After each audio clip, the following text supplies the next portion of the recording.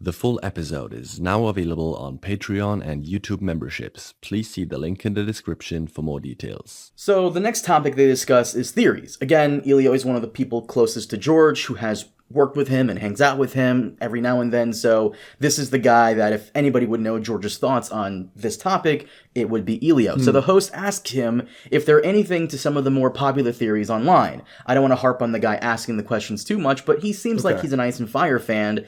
And I don't know if he just did surface level research or he's in the know, but he brings up a few creators like, of course, Alt-Shift-X and one or two other people, but he didn't mention you. And I always find I find that a little weird because you kind of popularized theory crafting on YouTube. Obviously, theory crafting existed before you came on the scene, but in terms of making YouTube videos about it, I'm pretty sure you were the first. Well, I mean, it's funny because like, Alt-Shift-X is not really a theory guy. I mean, he has videos that summarize the theories, but I don't know if he comes up with his own. I have no idea. And Elio, according to Elio, he doesn't watch many Game of Thrones YouTubers, but in regards to those theories, he mentions how a lot of them who craft stuff are completely off. He won't name names, but he mentions that some of the theorists were not, some of these theories are not George's intentions. Specifically, he brings up the oily black stone. And while it exists in the world, it's not important to the world of Ice and Fire. He also brings up one person's astrology theory and how Elio and Linda, tried to get George to do something with that in regards to the constellations and, maybe a Maester star map. But George was not interested. To George, it's just color. It's just the color of a setting. It's there to add in detail, and it's not really important or relevant to anything in the story, even in a thematic sense. And a lot of what we just seen is just color, and it's just there to add fluff, and it doesn't connect to the overall story. And when I spoke to you about this last week, you mentioned how when you first heard Elio talk about fan theories, you didn't really buy it. But now... Well, so there was an early interview I watched with Elio where Elio was talking about theories, and he kind of said he didn't believe that George really thought about it that deeply. And so Elio has been saying that kind of stuff for a while. And, certainly when I first finished A Dance with Dragons and I kind of read my first theory blog, which is by Bran Voss, it's very convincing after getting out of like a theory video or a theory blog that George has thought this all out and that the clues are there, because there is a lot of fucking detail in what George is saying. And he does refer to random details in the past and things like that. And it feels like he's weaving this incredible narrative. And Elio's kind of saying, nah, he's not really thinking about it. He's a human being.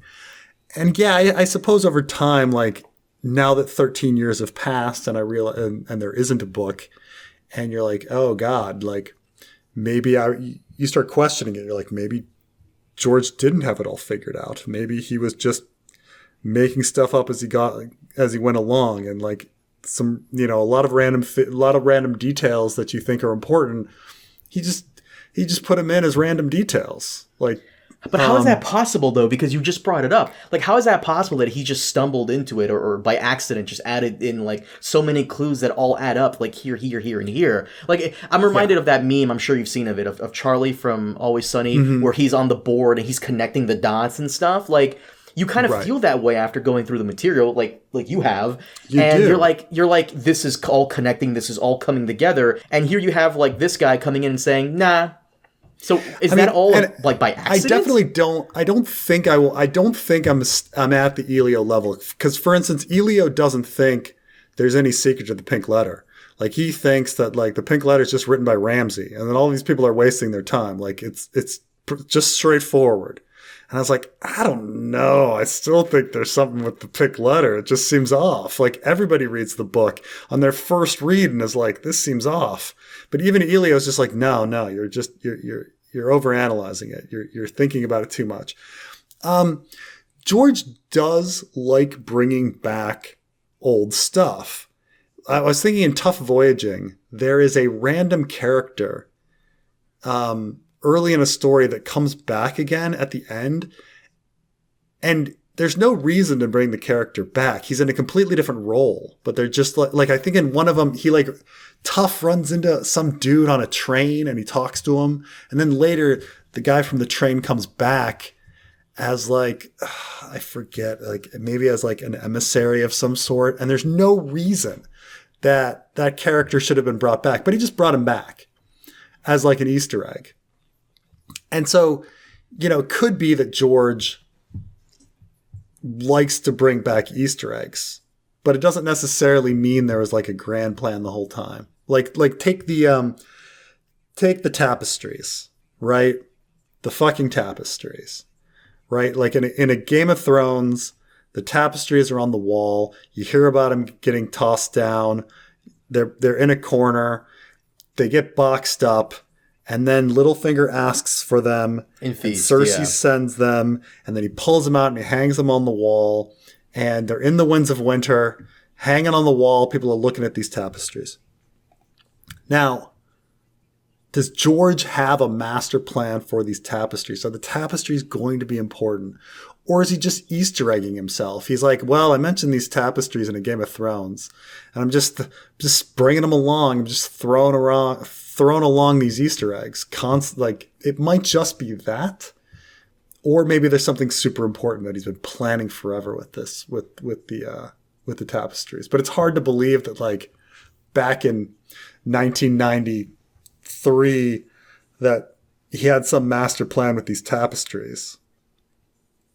You know, or like you start getting to the point where you start looking at all these details and be like, oh, did George really have like 1,000 threads that he'd planned out that he was going to interweave? No. Well, you find out that he's a gardener, that he just like, he writes as if all possibilities can happen. And then he picks and chooses the ones, and then people go, oh my God, it's been foreshadowed. Well, you foreshadowed everything, you know? Like, you know, it's like I'm saying, like, maybe he's going to pick door number 1. Maybe he's going to pick door number 2. Maybe he's going to pick door number 3. He picks door number 2. Oh, I foreshadowed it by saying maybe he's going to pick door number 2. So it might just be that these are all just, that we're all like been looking for these threads and been forming these theories. And in fact, it's just George randomly bringing up Easter eggs and he has no fucking plan.